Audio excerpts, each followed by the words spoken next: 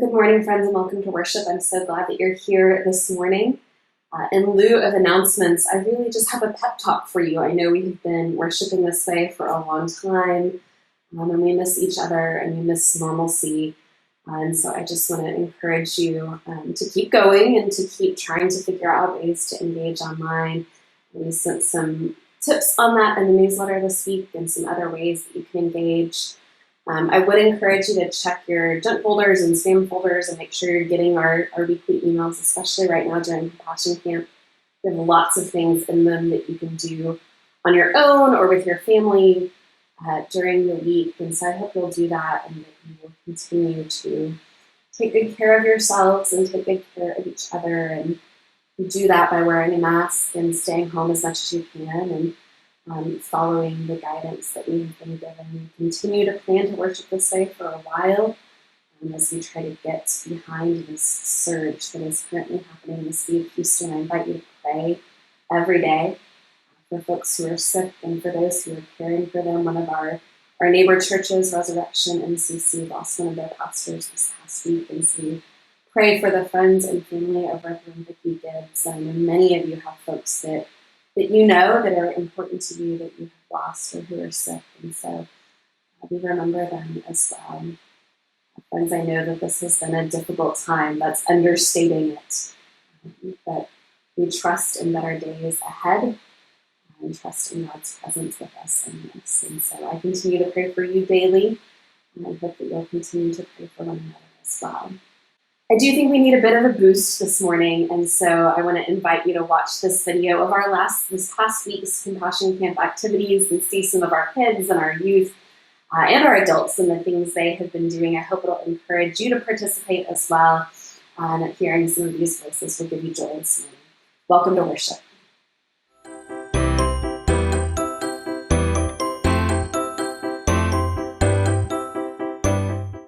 Hi, friends. This has been such an awesome week at Compassion Camp, and I am so excited for all of the cool things we've done and that you've gotten to participate in. I'd like to show you what the week looked like. Some of the things you might have participated in, and some of them you missed this week, but you could always try them out next week. It's never too late to sign up for Compassion Camp, and no matter what age you are, so feel free to invite friends to participate with us this month. Let's take a look at some of the cool scenes from this week. We love St. Mark's. Welcome to the table.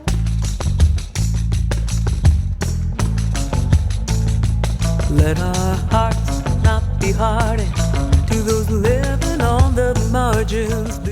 Move into tabletop pose. Feel the steadiness of this pose and how your hands and knees firmly plant into the ground. The table is a place of regrounding. There is room for everyone at God's table. Everyone.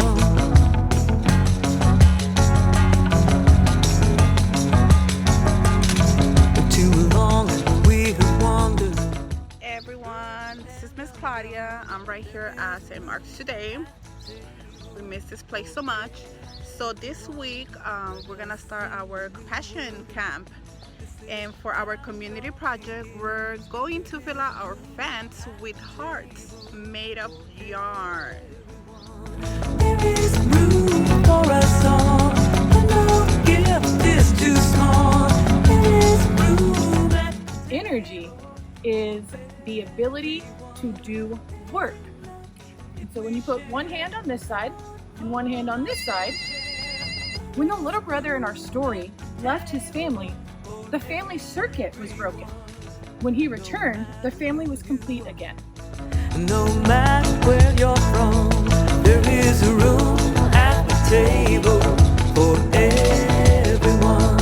Here and now we can be the beloved community. There is room at the table for everyone. Come to the table. Come to the table. Celebrate with us. Let's have a party. Let's have a party. Let's have a party. Come celebrate with us. We are all welcome.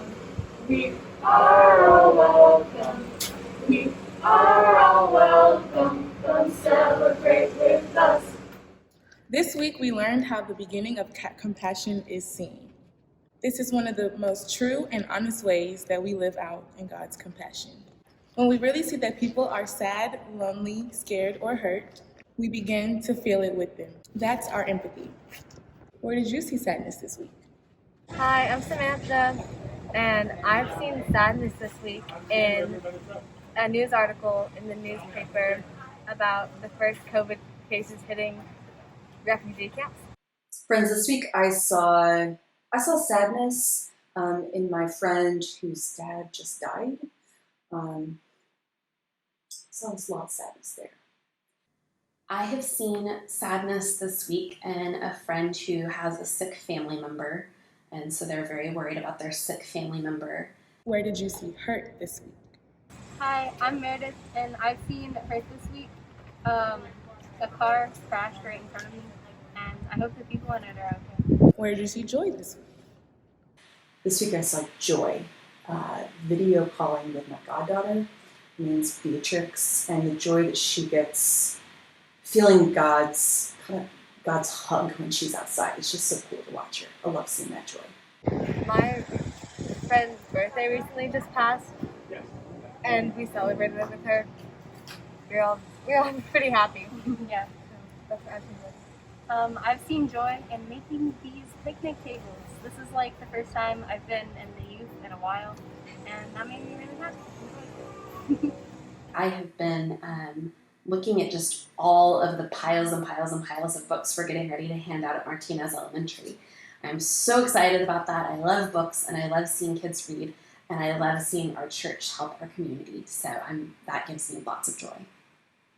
This is the beginning of compassion. Seeing what someone's feeling is the beginning. Then we use our empathy to feel what they feel.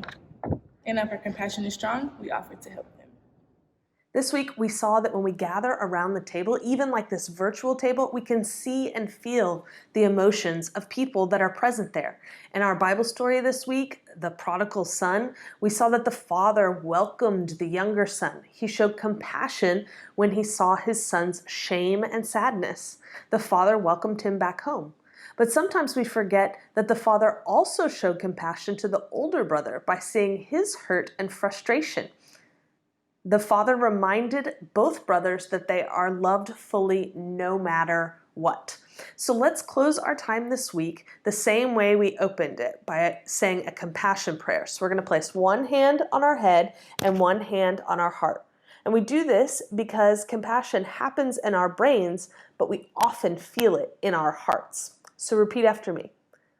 Welcoming one, your warm, wide arms are always open, drawing us into your heart, full of love.